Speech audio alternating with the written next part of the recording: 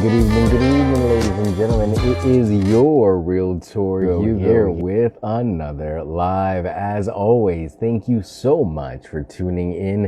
It is my pleasure to host another daily real estate live for you and those around you. Hi, I am Hugo Quintanilla, licensed Realtor in Maryland with Long & Foster Real Estate. So today we're going to be doing a current market dynamics lesson.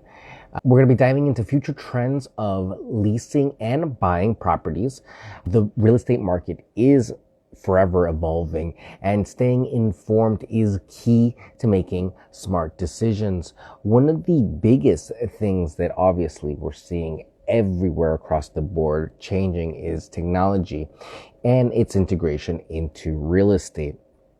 Tech is transforming real estate. No one can refute that. From virtual tours to blockchain for secure transactions, technology is making buying and leasing more efficient and transparent. I've had the opportunity of having 3D tours and virtual reality tours. So there are things that the technology in the last 5 years has changed exponentially. And it is incredible to see how much devices have improved, lenses and camera technology has improved. Of course, processing power in some computers. So you can only imagine the computing power that all of us are carrying in our phones. So technology across the board is impacting real estate, and we're seeing it obviously from the way that you communicate with real estate professionals all the way down to how new listings are put out there and how properties are bought and sold with remote sales. You know, really you can do a remote closing, something that was unheard of before. Rise of smart homes are another trend that we tend to see coming up. Smart homes are becoming the norm. Features like automated lighting, security systems, and energy-efficient appliances are high on buyer and renters' lists. People are getting really concerned about security, proper lighting, and energy efficiency. A lot of people are really liking the RGB lighting and being able to change dynamic color scenes in their lighting setups, or maybe even having sound activated lighting. Those are all things that are very enticing to a younger generation of homeowners. We're also having, of course, people ask for security systems with more and more Ring systems being installed and energy efficient appliances that not only are cost effective, but also tend to last longer as these homes get renovated and revamped every 15 to 30 years, depending on who owns them. Eco-friendly and sustainable living. Sustainability is a major trend, again, going back to the green topic. Properties with green certifications, solar panels, and sustainable building materials are in high demand. And it's all about having this inspected and approved, making sure that you have the proper documentation and manuals that help prove what the property has and that you've approved upon. Keeping a list of all the improvements that you've made really helps to sell the property into the future and makes it easier to communicate its value that obviously you've invested. Flexible living spaces. People are seeking flexible living spaces. Multiple purpose rooms and adaptable floor plans are attractive, especially for remote workers. Remember, a lot of us have not switched out of the work from home trend, and it really didn't become a trend when it became the norm. So there is still a big dynamic of that as we saw the workplace change coming out of 2020. So it is, again, still high up on the demand of wanting more space and, of course, more home for the money. Everyone's looking for that. Urban versus suburban preferences. There's a shift towards suburban living due to remote flexibility. However, urban areas with good amenities will attract younger professionals. If it's within walking distance, if you don't need a vehicle, it could be a very attractive, enticing place to live for people that are younger and more mobile and like more of that scene.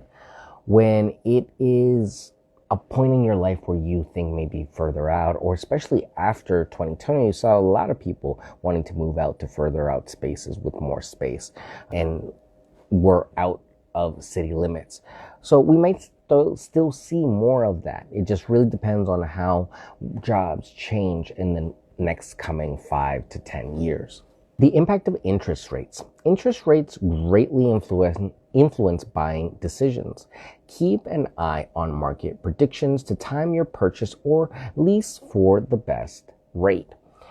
The leasing helps you buy time so that you can look around, maybe try different properties, maybe get a feel for how these things are in these certain communities before really committing 30 years of your work to a property.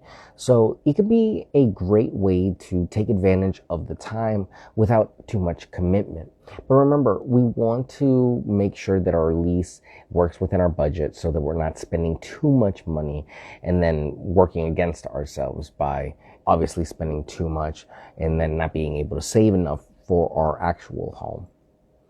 Interest rates are expected to come down, but when, we don't know. There is no real number on that. There's no real prediction on that. And it's really truly dependent on a few other factors. The real estate market is still very strong in a lot of markets, and the markets where it's not strong, it's strong in other markets. So it's balancing out until we really see something really pull back on inflation. There's nothing really right now that is on the horizon to change. The importance of walkability and amenities. Walkable neighborhoods with easy access to amenities are highly desirable.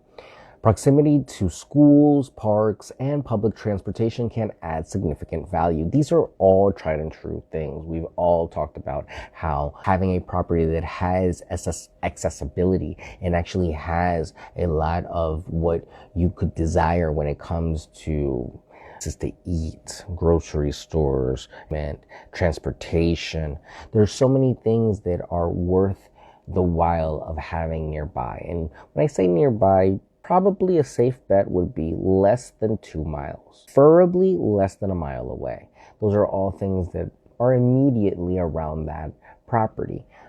If you do have to go further, obviously there is that factor there, but at least you tend to have more options when you are at that point in location away from major cities, because you could go to either one city or another. So at that point, it's a lot more options. It just really comes down to whether or not you have the options and what options you do have, because all these communities and areas get options based off of the clientele and the demographics that these companies see in these communities. The walkability, obviously, people want spaces they can walk around, and walking has proven to be one of the best ways to cure against dementia and Alzheimer's. So truly something that everyone should be thinking about, especially for a lot of us that live in a office sedentary lifestyle and just sit most of our waking hours. It is very good to get up and walk around and try to get that blood flowing, because remember, we're not meant to be sitting looking at screens all day long. Co-living and shared spaces. Co-living spaces are on the rise, especially among millennials. Shared amenities and communal living offer cost-effective and social benefits. Co-living is a great concept where several people come and share a space together, especially in the wake of financial situations for younger generation. It could be a lot more difficult to save the money on your own. So working with a group of friends or family members that you feel confident and trust in, it could be a great way to step into the real estate world and start living in your own space and building equity. Especially if everyone's fair and everyone is clear on what's happening, it can truly be a great way to do it. Future-proofing your investment. Think long-term. Invest in areas with planned developments and infrastructure improvements. Consider future resale value and rental potential. It is always better to be on the know of what's to come. A lot of these building plans, a lot of these new developments, they all have plans that need to be approved far in advance before they ever get a breaking of the ground ceremony or anything like that. So when it comes to future-proofing your investment, you want to see what's been there, see what's possibly could come, but you want staples, you want brands, you want things that people will always desire. So we want grocery stores, we want entertainment, we want transportation, we want accessibility, we want proximity to popular locations, walkability if possible. If we can get all these things together, that's great. But any combination or variation of these will obviously impact and help or hurt the value of a property. I see tons of properties that are in the same neighborhoods, but some are more accessible than others because of public transportation, and their price is impacted because of it.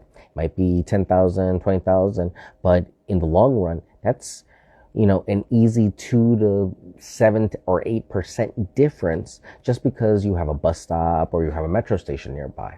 It can all make a difference. So that's why real estate is such a localized. Ladies and gentlemen, if you just joined us today, we were talking about future trends in leasing and buying. I am your realtor, Hugo, licensed in Maryland, and the current trend is more on what is to come and making real estate more efficient and fair for everyone. These were all trending topics that come up when you look for the future in real estate, and things for you to keep in mind. Things that when you do these renovations in your own property, you might want to think about when you're going down the renovation aisle at your local hardware store. It can impact your decision. Maybe looking at the green fixtures, maybe looking at some of the more modern trends and doing your research. Now, don't go overboard. Classics are always classic for a reason, but it's always better to learn and to know than otherwise not. So at the end of the day, that's what I'm here to help you all do. Learn a little bit more about real estate every day and how it can impact and benefit you. And this is a great way for you to get savvy on this and start thinking about real estate every day, because there are opportunities in real estate every day that are available. If you have any questions about this topic or any of the topics that we talk here, please feel free and reach out. My phone number is 240-389-4846. My email is hugo@lnf.com, and my website is yourrealtorhugo.com. It's my pleasure to have you come through and chill out with me and, hang out and talk about what's coming up and muse about this stuff. None of this stuff is set in stone, so it's really exciting to kind of think about when it comes to the future of what's happening in the real estate market. So I appreciate you all listening. Tomorrow we're going to be talking about technology in real estate, online platforms for renters and buyers. So a few good options for you to check out. I will also talk to you a little bit about my own platforms and how they work and what you can use them for. So if you have any questions on those, feel free and bring them tomorrow. Again, subscribe to the podcast and feel free and check out the episodes on YouTube.